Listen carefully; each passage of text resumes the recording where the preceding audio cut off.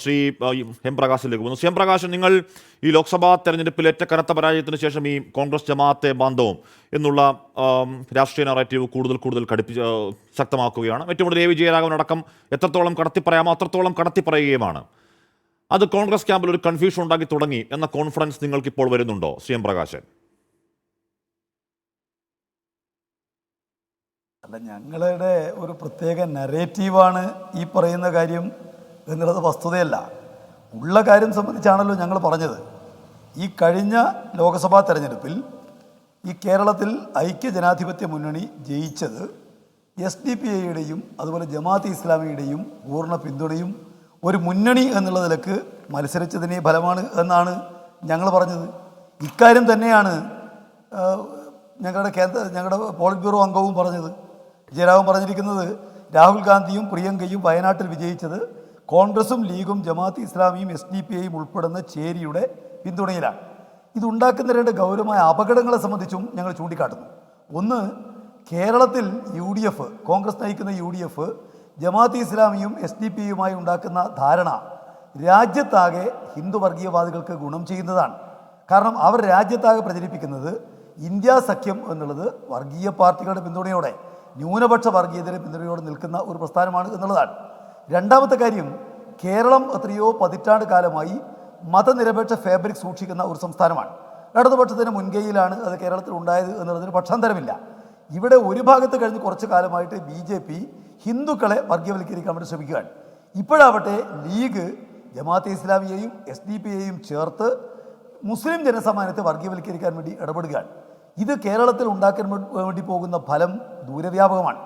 ഇന്ത്യയിൽ നിന്ന് ഈ മുസ്ലിങ്ങളടക്കമുള്ള ന്യൂനപക്ഷങ്ങളെ ആകെ തന്നെ ആട്ടി ഓടിക്കാൻ BJP ശ്രമം നടത്തുമ്പോൾ മതനിരപേക്ഷത ഏറ്റവും ഏറെ നിൽക്കുന്ന ഈ കേരളത്തിൽ ഹിന്ദുക്കളെയും മുസൽമാന്മാരെയും തമ്മിൽ തല്ലിക്കുന്നതിന് വേണ്ടി ഒരു ഭാഗത്ത് BJPയും മറുഭാഗത്ത് ലീഗ് ജമാഅത്തെ ഇസ്ലാമിയും SDPIയും കൂട്ടിക്കൊണ്ട് നിൽക്കുന്ന ഈ നിൽപ്പ് കേരളത്തിൻ്റെ മതനിരപേക്ഷ ഉള്ളടക്കത്തെ ഇല്ലാതാക്കും. ഇന്ത്യ രാജ്യത്ത് മതന്യൂനപക്ഷങ്ങൾക്ക് വേണ്ടി ഏറ്റവും ശക്തമായിട്ട് പോരടിക്കുന്ന മതനിരപേക്ഷ സംരക്ഷിക്കാൻ വേണ്ടി ഏറ്റവും ഏറെ യത്നിക്കുന്ന ഒരു സംസ്ഥാനത്തിൻ്റെ കഴിവിനെ അത് ദുർബലപ്പെടുത്തും. ഇത് ദൂരവ്യാപകമായ ഫലം കേരളത്തെ സംബന്ധിച്ച് ഉണ്ടാക്കും എന്ന കാര്യമാണ് നിങ്ങൾ ചൂണ്ടിക്കാണുന്നത്. ശ്രീ എം പ്രകാശൻ, ശരി, ഈ ജമാഅത്തെ ഇസ്ലാമി ഇപ്പോൾ ഒരു അഭിമുഖത്തിൽ P. മുജീബ് റഹ്മാൻ, ജമാഅത്തെ ഇസ്ലാമി അമീർ, അവർ മൗദൂദിയുടെ ഇസ്ലാമിക രാഷ്ട്രം എന്ന ആശയത്തെ അവർ പിന്തുണയ്ക്കുന്നില്ല, ഹുക്കുമത്തെ ഇലാഹി എന്നുള്ള ആശയം അവർ ഉപേക്ഷിച്ചതാണ് എന്നൊക്കെ പറയുന്നു. നമുക്ക് നോക്കാം, അങ്ങനെ അവരുടെ സ്ഥാപകൻ പറഞ്ഞ ഒരാശയത്തെ അവർക്ക് തള്ളി പറയാൻ പറ്റുമോ? അല്ലെങ്കിൽ ആ പറയുന്നത് നിലനിൽപ്പിനുള്ള രാഷ്ട്രീയമാണോ? അല്ലെങ്കിൽ ജമാഅത്തെ ഇസ്ലാമിയാണോ RSS ആണോ കൂടുതൽ പ്രശ്നം, അതോ രണ്ടും ഒരുപോലെ പ്രശ്നമാണ് തുടങ്ങിയ കാര്യങ്ങളൊക്കെ ചർച്ച ചെയ്യേണ്ടത് അതൊരു അക്കാഡമിക് ചർച്ചയുമാണ്. ഉറപ്പായും CPM അത് ഇനിഷ്യേറ്റ് ചെയ്യുന്നത് സ്വാഗതാർഹവുമാണ്. പക്ഷേ ശ്രീ എം പ്രകാശൻ, പോയ കാലത്ത് ഈ അടുത്ത നമ്മൾ കഴിഞ്ഞ പല ചർച്ചകളും പറഞ്ഞാണെങ്കിൽ കൂടിയും പോയ കാലത്ത് CPM ജമാഅത്തെ ഇസ്ലാമിയുടെ വോട്ട് വാങ്ങിയതും അതിനെ തുടർന്നുള്ള CPMന്റെ നന്ദി പ്രകടനവും ഒക്കെ പോയ കാലത്തെ CPMന് പറ്റിയ തെറ്റാണ് എന്ന് പറഞ്ഞുകൊണ്ട് ഈ കാര്യങ്ങൾ പറയുമ്പോഴല്ലേ നിങ്ങൾക്കത് പറയാനുള്ള ധാർമ്മികാവകാശം ഉണ്ടാകൂ ശ്രീ എം പ്രകാശൻ? അതുണ്ടാവാത്തത് എന്തുകൊണ്ടാണ്? ഞങ്ങൾ ഈ വിഷയത്തിൽ ഞങ്ങളുടെ നിലപാട് പൂർണ്ണമായിട്ട് വ്യക്തമാക്കിയിട്ടുണ്ട്. ഒരു നിലയിലുമുള്ള വർഗീയ പ്രസ്ഥാനങ്ങളുമായിട്ട് ധാരണയോ കൂട്ടുകെട്ടോ മുന്നണിയോ ഉണ്ടാക്കുന്നതിന് വേണ്ടി CPM ഒരു കാലത്ത് മുന്നോട്ടേക്ക് വന്നിട്ടില്ല, ഇനി ഒരിക്കലും മുന്നോട്ടേക്ക് വരുന്ന പ്രശ്നവുമില്ല. ഞങ്ങൾ ഇന്ത്യ രാജ്യത്ത് വർഗീയവാദത്തിൻ്റെ വിപത്തിനെ നല്ലതുപോലെ ചൂണ്ടിക്കാട്ടുന്നവരാണ്. ഈ ന്യൂനപക്ഷ വർഗീയത ഉണ്ടാക്കുന്ന ഏറ്റവും വലിയ വിപത്ത് ഭൂരിപക്ഷ വർഗീയതയെ വളർത്തുന്നു എന്നുള്ളതാണ്. അത് ഇന്ത്യ രാജ്യം ഇന്ന് ചെന്നുപെട്ടിട്ടുള്ള ഗുരുതരമായ പ്രതിസന്ധി പരിഹരിക്കുന്നതിന് സഹായിക്കില്ല എന്ന് മാത്രമല്ല, അത് രൂക്ഷമാക്കും. ആശയപരമായി ഞാൻ യോജിക്കുന്നു, ഞാനും യോജിക്കുന്നു. പക്ഷേ എൻ്റെ ചോദ്യം അതല്ല. ഇപ്പോൾ ഈ പറയുന്ന ജമാഅത്തെ ഇസ്ലാമി UDFന്റെ സഖ്യകക്ഷിയല്ല, UDFന്റെ ഭാഗമല്ല ജമാഅത്തെ ഇസ്ലാമി, UDFന്റെ ഭാഗമല്ല SDPIയും. സംഭവിക്കുന്ന എന്താണ്? തെരഞ്ഞെടുപ്പുകളിൽ വോട്ട് നൽകാം എന്ന് അവർ പറയുന്നു, അവർ വോട്ട് വാങ്ങുന്നു എന്നുള്ളതാണോ സംഭവിക്കുന്നത്? അതിൻ്റെ എന്താണ് ബേസിക് അർത്ഥത്തിൽ? എം പ്രകാശൻ, പോയ കാലത്ത് ഇതേ നിലപാട് ജമാഅത്തെ ഇസ്ലാം നിങ്ങളോട് സ്വീകരിച്ചിട്ടുണ്ട്. അന്ന് നിങ്ങൾ വോട്ട് വാങ്ങിയിട്ടുണ്ട്. നമ്മൾ പലയാവർത്തി പറഞ്ഞതുപോലെ ആ വോട്ട് വാങ്ങിയതിന് ദേശാഭിമാനി മുഖപ്രസംഗം എഴുതിയിട്ടുണ്ട്. അതിനെ നമ്മുടെ ഇപ്പോഴത്തെ പിണറായി വിജയൻ അന്ന് അക്നോളജ് ചെയ്തിട്ടുണ്ട്, നന്ദിപൂർവ്വം സ്മരിക്കുന്നുണ്ട്. അന്ന് ജമാഅത്തെ ഇസ്ലാം തീവ്രവാദികൾ എന്ന് ആര്യാടൻ പറയുമ്പോഴേക്കും സഭയിൽ കോടിയേരി ബാലകൃഷ്ണൻ അങ്ങനെയല്ല എന്നല്ല, ഈ പറയുന്ന ആര്യാടന് മൃദുഹിന്ദുത്വമാണ് ഇത് പറയുന്നത്, അടുത്ത തെരഞ്ഞെടുപ്പിൽ വോട്ടാണ് ലക്ഷ്യം, അത് ദുഷ്ടലാക്കാണ് എന്ന് കോടിയേരി പറയുന്നുണ്ട്. എന്ന് പറഞ്ഞാൽ പോയ കാലത്ത് ജമാഅത്തിന് അനുകൂലമായി CPM എടുത്ത നിലപാടുകൾ ഞങ്ങളുടെ ചരിത്രത്തിൽ ഞങ്ങൾക്ക് തെറ്റാണ്. അത് എളുപ്പത്തിൽ പറയാവുന്നതല്ലേ ഉള്ളൂ. അത് പറഞ്ഞുകൊണ്ട് വേണ്ടേ മുന്നോട്ട് പോകാൻ? അതല്ലേ രാഷ്ട്രീയ സത്യസന്ധത ശ്രീ എം പ്രകാശൻ? ഇതിൽ രണ്ട് കാര്യങ്ങൾ ശ്രദ്ധിക്കേണ്ടതുണ്ട്. ഒന്ന്, കേരളത്തിൻ്റെ ചരിത്രത്തിൽ ഒരിക്കലും ഇല്ലാത്ത രൂപത്തിൽ ഇത്തവണ ജമാഅത്തെ ഇസ്ലാമി, SDPI, ലീഗ് ഇവർ UDF വേണ്ടി സംയുക്തമായി ഇറങ്ങുന്ന ഒരു കാഴ്ച കേരളത്തിൽ ഒരു കാലത്തും ഉണ്ടായിട്ടില്ല. ഇപ്പം നിങ്ങൾക്ക് ഓർമ്മയുണ്ടാവും, നേരത്തെ ഈ പറയുന്ന ജമാഅത്തെ ഇസ്ലാമിയുടെ വോട്ട് വാങ്ങണം എന്നുള്ള അവസ്ഥയേക്കാൾ നല്ലത് ലീഗ് പിരിച്ചുവിടുന്നതാണ് എന്ന് പറഞ്ഞിട്ടുള്ള ഇത്തവണ UDF വേണ്ടി രംഗത്ത് വന്നതാണ് നിങ്ങളുടെ പ്രശ്നം. അങ്ങനെയെങ്കിൽ അത് അങ്ങനെ പറയണം. UDF വേണ്ടി ജമാഅത്തെ ഇസ്ലാമി രംഗത്ത് വന്നാണ് നിങ്ങളുടെ പ്രശ്നം എന്ന് നിങ്ങൾ അങ്ങനെ ഇപ്പൊ അങ്ങ് പറഞ്ഞാൽ തെളിച്ചു പറയണം. അല്ലെന്നുണ്ടെങ്കിൽ ഇപ്പൊ പോയ കാലത്ത് നിങ്ങൾ വാഴ്ത്തിപ്പാടിയത് പൂഴ്ത്തിയതും ഒക്കെ അവിടെ ചരിത്രത്തിൽ കിടപ്പാണ്. UDFന്റെ നിങ്ങൾ മനസ്സിലാക്കേണ്ടത് ഇത്തവണ UDFന്റെ ഭാഗമായിരുന്നു ജമാഅത്ത് ഇസ്ലാമി, SDPI. ഞാൻ ചോദിക്കട്ടെ, കേരളത്തിന്റെ ചരിത്രത്തിൽ എപ്പോഴെങ്കിലും ലീഗും ജമാഅത്ത് ഇസ്ലാമിയും SDPIയുടെ അല്ലെങ്കിൽ പോപ്പുലർ ഫ്രണ്ടിന്റെ ആളുകളും ഒന്നിച്ച് വോട്ട് ചോദിച്ച ഒരു ചരിത്രമുണ്ടോ കേരളത്തിൽ? ഒരു കാലത്തും ഉണ്ടായിട്ടില്ല. ഇവിടെ UDF ജയിച്ചപ്പോൾ UDFൽ ലീഗിനേക്കാൾ മുമ്പേ SDPI ആഹ്ലാദ പ്രകടനം നടത്തുന്ന ഒരു ചരിത്രം കേരളത്തിൽ എപ്പോഴെങ്കിലും ഉണ്ടായിട്ടുണ്ടോ? ഒരു കാലത്തും ഉണ്ടായിട്ടില്ല. ഞങ്ങൾ ഉറപ്പിച്ച് പറയും, ഞങ്ങൾ ഒരു സന്ദർഭത്തിലും ഈ കേരളത്തിലാവട്ടെ ഇന്ത്യ രാജ്യത്ത് എവിടെയെങ്കിലും ആവട്ടെ ഇത്തരം കക്ഷികളുമായി ചേർന്നുകൊണ്ട് കൂട്ടുകെട്ടോ ധാരണയോ ഞങ്ങൾ ഉണ്ടാക്കിയിട്ടില്ല. ഒന്നിച്ച് തെരഞ്ഞെടുപ്പ് ഞങ്ങൾ മത്സരിച്ചിട്ടുമില്ല. ഞങ്ങൾ അവരോട് ആ നിലക്ക് പരസ്യമായിട്ട് വോട്ട് ചോദിച്ചിട്ടുമില്ല. അതൊരു വസ്തുതയാണ്. ഇവിടെ ഇപ്പോൾ UDFകാർ ഇങ്ങനെ നമ്മൾ പഴയ പിണറായി വിജയന്റെ പ്രസംഗങ്ങൾ, ദേശാമാനയുടെ മുഖപ്രസംഗമൊക്കെ നമ്മൾ നേരത്തെ ഒരുപാട് ചർച്ച ചെയ്തതാണ്.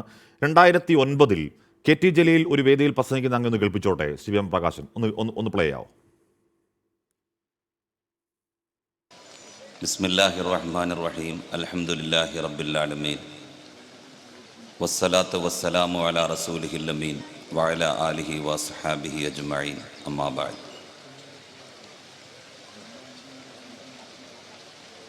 ഈ പ്രൗഢവും ഹൃദ്യവുമായ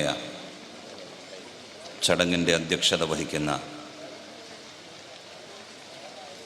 ജമാഅത്തെ ഇസ്ലാമിയുടെ കേരള സംസ്ഥാന അമീർ ജനാബ് T. ആരിഫ് അലി സാഹിബ് അവറുകളെ, ഇസ്ലാമിൻ്റെ കാഴ്ചപ്പാടുകൾ പരിചയപ്പെടുത്തി കൊടുക്കുന്നതിൽ, ആ പരിചയപ്പെടുത്തി കൊടുക്കുന്നതിന് പ്രബോധനം സ്വീകരിച്ച വഴി ശ്ലാഘനീയവും മാതൃകാപരവുമായിരുന്നു. അതുകൊണ്ട് തന്നെയാവണം നിലവിൽ കേരളത്തിൽ പ്രവർത്തിക്കുന്ന ഇസ്ലാമിക പ്രസ്ഥാനങ്ങളിൽ മുസ്ലിമേതര സമൂഹങ്ങളിൽപ്പെടുന്ന പ്രഗത്ഭരും പ്രശസ്തരുമായിട്ടുള്ള നിരവധി പേർക്ക് ജമാഅത്തെ ഇസ്ലാമിയുമായി കൂടുതൽ അടുപ്പവും ബന്ധവും ഉണ്ടാകാൻ ഇടയാക്കിയ പ്രകാശൻ അങ്ങനെ ഒരുപാട് ജമാഅത്ത് വേദികളിൽ ഇടതുപക്ഷമായി ചേർന്ന് നിൽക്കുന്നവർ പ്രസംഗിക്കുന്ന ഒരുപാട് വീഡിയോകൾ ഞാൻ ഒന്നുകൂടെ ഞങ്ങൾ കേൾപ്പിക്കാം കേട്ടോ. അത് പന്യന്റെ വീതം പ്രസംഗിക്കുന്നു, ഒന്ന് പ്ലേ ആവും. ഹിന്ദുവിന്റെയും മുസൽമാന്റെയും ക്രിസ്ത്യാനിയുടെയും ജൈനന്റെയും ബൗദ്ധന്റെയും എല്ലാം രക്തമൊന്നാണ്. അതുകൊണ്ട് ജമാഅത്ത് ഇസ്ലാമി ഇവിടെ സംഘടിപ്പിച്ചിരിക്കുന്ന ഈ ഫാസിസ്റ്റ് വിരുദ്ധ സംഗമം ഈ കാലഘട്ടത്തിൽ ഏറ്റവും പ്രധാനപ്പെട്ട ഒരു മുദ്രാവാക്യമാണ്. ആ മുദ്രാവാക്യം നമ്മളെല്ലാവരും ഒരുമിച്ച് ചേർന്നുകൊണ്ട് ജാതി മത വ്യത്യാസമില്ലാതെ ഏറ്റെടുത്തുകൊണ്ട് മുന്നോട്ട് പോകാൻ നമുക്ക് കഴിയണം. നമ്മളൊന്നാണ്, നമുക്കൊന്നേ ഉള്ളൂ. നമ്മുടെ നാട്ടിൽ മാനമായി നമുക്ക് ജീവിക്കണം. ഓക്കെ. CM പ്രകാശൻ, ഈ KT ജലീൽ തുടക്കത്തിൽ 2009 അത് ജമാഅത്തെ ഇസ്ലാമിയുടെ അവരുടെ മുഖമാസികയെ പ്രബോധനത്തിന്റെ എന്തോ പരിപാടിയിൽ പങ്കെടുക്കലാണ്. അന്ന് KT ജലീൽ MLA ആണ് കേട്ടോ. ഒരു MLA ഒരു പൊതുവേദിയിൽ വെള്ളിയാഴ്ച ഉസ്താദ്മാർ പ്രസംഗിക്കുന്ന മട്ടിൽ പ്രസംഗിക്കേണ്ട കാര്യമില്ല. അതൊരു പൊതുവേദിയാണല്ലോ, അത് തെരുവിൽ ഒക്കുന്ന വേദിയാണ്. ഈ പറയുന്ന രീതിയിൽ വെള്ളിയാഴ്ച മതപ്രഭാഷകന്മാർ പ്രസംഗിക്കുന്ന രീതിയിലുള്ള തുടക്കം ആമുഖമൊന്നിട്ടേണ്ട കാര്യമില്ല. ഇത് PC ജോർജ് പോപ്പുലർ ഫ്രണ്ട് വേദിയിൽ പോയി പറഞ്ഞ പോലെ തോന്നുള്ളൂ. അന്ന് ഇപ്പോൾ KT ജലീൽ 2009 ജമാഅത്തെ ഇസ്ലാമിയുടെ വേദിയിൽ പോയി അവരെ പുകഴ്ത്തുമ്പോഴും പന്ന്യൻ രവീന്ദ്രൻ ജമാഅത്തെ ഇസ്ലാമിയുടെ വേദിയിൽ പോയി അവരെ പുകഴ്ത്തുമ്പോഴും ഒന്നും നിങ്ങൾക്ക് പതിത്വമില്ല. നിങ്ങൾക്ക് പതിത്വം ഉണ്ടാകുന്ന എപ്പോഴാണ് CM പ്രകാശൻ? നിങ്ങൾ പിന്തുണ പിൻവലിച്ച് UDF കൊടുത്തു. അത് ക്ലാരിറ്റിയോട് അങ്ങനെ പറഞ്ഞാൽ ഒന്നുകൂടി രാഷ്ട്രീയ സത്യസന്ധമാവില്ലേ? UDF നിങ്ങൾ പിന്തുണ കൊടുത്തു, അതുകൊണ്ട് നിങ്ങൾ ഞങ്ങളുടെ ശത്രുക്കൾ. അതല്ലാതെ അവരുടെ ചരിത്രവും അവരുടെ മതരാഷ്ട്രവാദവും ഒക്കെ അക്കാഡമിക്കലി പറഞ്ഞാൽ ജനം ചിരിക്കില്ലേ? M. പ്രകാശൻ മാഷേ, ഈ മതതീവ്രവാദ പ്രസ്ഥാനത്തോട് കോൺഗ്രസും ലീഗും കാണിക്കുന്ന മമതയെ ന്യായീകരിക്കാൻ നിങ്ങൾ പാടുപെടുന്നത് കാണുമ്പോൾ എനിക്ക് യഥാർത്ഥത്തിൽ തമാശയാണ് തോന്നുന്നത്. ഈ പറഞ്ഞിരിക്കുന്ന 2 പ്രസംഗങ്ങളിലും ഇത് കമ്മ്യൂണിസ്റ്റ് പാർട്ടിയുടെ LDFന്റെ യോഗത്തെ കുറിച്ചല്ല. 2 പ്രത്യേക പരിപാടികൾ. ആ രണ്ടാമത്തെ പരിപാടി എന്താ? ഫാസിസ്റ്റ് വിരുദ്ധ കൂട്ടായ്മയാണ്. ആരുടെ വേദിയിലാ? ജമാഅത്തിന്റെ വേദിയിൽ. ഇപ്പോൾ കോൺഗ്രസ്സുകാർ വിളിക്കുന്നു, നിങ്ങളുടെ കടുത്ത എതിരാളികളാണല്ലോ. ആരുടെ വേദിയിൽ? ജമാഅത്ത് ഇസ്ലാമിന്റെ വേദിയിലും പോകാറുണ്ട്. ഫാസിസ്റ്റ് വിരുദ്ധ കൂട്ടായ്മ. ഇപ്പൊ എന്താ സംശയം? അല്ല, ഞാൻ ഫാസിസ്റ്റ് വിരുദ്ധ കൂട്ടായ്മ സെമിനാർ നടത്തുന്നു ജമാഅത്ത് ഇസ്ലാമി. ഞങ്ങൾ പോകാറുണ്ട്. അങ്ങനെയാണെങ്കിൽ കൊടിയ ആഗോള തീവ്രവാദ പ്രസ്ഥാനം നിങ്ങൾ വിളിക്കാവോ? അവരുടെ വേദിയിൽ ഞങ്ങളും ജമാഅത്ത് ഇസ്ലാമി ഒന്നാണെന്നാണോ? അപ്പൊ ജമാഅത്തിന്റെ വേദിയിൽ പോയി പ്രസംഗിക്കുകയും ജമാഅത്ത് ആഗോള ഭീകരവാദി പ്രസ്ഥാനമാണ് എന്ന് പറയുകയും ചെയ്യാവോ? ഞാൻ ചോദിക്കട്ടെ, അത് ഉഡായിപ്പ് ഉപദേശവും എന്ന വാക്കൽ അതിന് ചേരൂ CM പ്രകാശൻ? ഞാൻ ഇപ്പോ ഇന്ത്യ അത് നിങ്ങൾക്ക് അങ്ങനെ തോന്നുന്നതാണ്. രാഷ്ട്രീയ കൂട്ടുകെട്ടും മറ്റൊരു പാർട്ടി നടത്തുന്ന ഒരു പൊതു സമ്മേളനത്തിൽ ഒരു വിഷയത്തെ സംബന്ധിക്കുന്ന സെമിനാറിൽ പങ്കെടുക്കുന്നതും എങ്ങനെയാണ് ഒന്നാവുന്നത്? ഇപ്പം ഞങ്ങളൊക്കെ ഒരുപാട് രാഷ്ട്രീയ എതിരാളികളുടെ BJP വിളിക്കുന്ന സെമിനാറിൽ ഞങ്ങൾ പങ്കെടുക്കാറുണ്ട്. BJPയുടെ അനുകൂലമായതുകൊണ്ടാണോ? ഒരു വിഷയം നടക്കുന്ന സെമിനാറിൽ ഞങ്ങൾ ക്ഷണിക്കാറുണ്ട്, കോൺഗ്രസിനെ ക്ഷണിക്കാറുണ്ട്. BJP ഏത് കൂട്ടായ്മ സംഘടിപ്പിക്കാൻ ജമാഅത്ത് ഇസ്ലാം മുന്നോട്ടേക്ക് വരുമ്പോൾ ഏത് RSS ഒരു ഫാസിസ്റ്റ് വിരുദ്ധ കൂട്ടായ്മ നിങ്ങളെ വിളിക്കുന്നു, പോയി CPM പങ്കെടുക്കുമോ? ഒരു വിഷയത്തിൽ അല്ല, അവരുടെ ഒരു പരിപാടിക്കകത്ത് ഞങ്ങൾ പങ്കെടുക്കില്ല. പക്ഷേ ഒരു വിഷയം സംബന്ധിക്കുന്ന സെമിനാർ നടത്തുന്നു. RSS ശരി, ഇപ്പൊ പറയുന്നത് ജമാഅത്ത് ഇസ്ലാമി RSSന്റെയും ഒരു നാണയത്തിന് 2 മുഖങ്ങൾ എന്നുള്ളതാണല്ലോ CPMന്റെ വാദം. CM പ്രകാശൻ മാഷെ, RSS വിളിക്കുകയാണ്. RSS ഒരു ഫാസിസ്റ്റ് വിരുദ്ധ ജനകീയ മുന്നോട്ട് ആവശ്യത്തെ പറ്റി സംസാരിക്കുക, ഒരു സെമിനാർ വിളിക്കുകയാണ്. RSS വേദി പോയി സംസാരിക്കുമോ CM പ്രകാശൻ? നിങ്ങൾ മനസ്സിലാക്കേണ്ടത് RSSകാരുടെ ഒരു പരിപാടിക്കകത്ത് ഞങ്ങൾ പങ്കെടുക്കില്ല. ഒരു വിഷയം സംബന്ധിച്ച് നടക്കുന്ന സെമിനാർ ഓർ സിമ്പോസിയം അതിൽ തീർച്ചയായും പങ്കെടുക്കും. എന്താ പങ്കെടുക്കുന്നതിന്? അല്ല, RSS ഒരു ഫാസിസ്റ്റ് വിരുദ്ധ മുന്നണിയെ കുറിച്ച് ചർച്ച ചെയ്യാൻ സിമ്പോസിയം വിളിച്ചാൽ CPM പോയി പങ്കെടുക്കും. ഫാസിസ്റ്റ് വിരുദ്ധ മുന്നണിയെ കുറിച്ച് വിളിച്ചാലല്ല, ഒരു വിഷയം സംബന്ധിച്ച് ഒരു സെമിനാർ നടക്കുന്നു. ഇപ്പോൾ നിങ്ങൾക്കറിയാം അടിയന്തരാവസ്ഥ വന്നു. അടിയന്തരാവസ്ഥ വന്നപ്പോൾ അതിന് ആദ്യഘട്ടത്തിൽ ഞങ്ങൾ ഏറ്റവും കടുത്ത എതിർത്തുകൊണ്ടിരുന്ന പാർട്ടിയാണല്ലോ ജനസംഘം. ആ ജനസംഘം ഉൾപ്പെടെയുള്ള ശക്തികളുമായി ചേർന്നുകൊണ്ടാണ് ഞങ്ങൾ മുന്നോട്ട്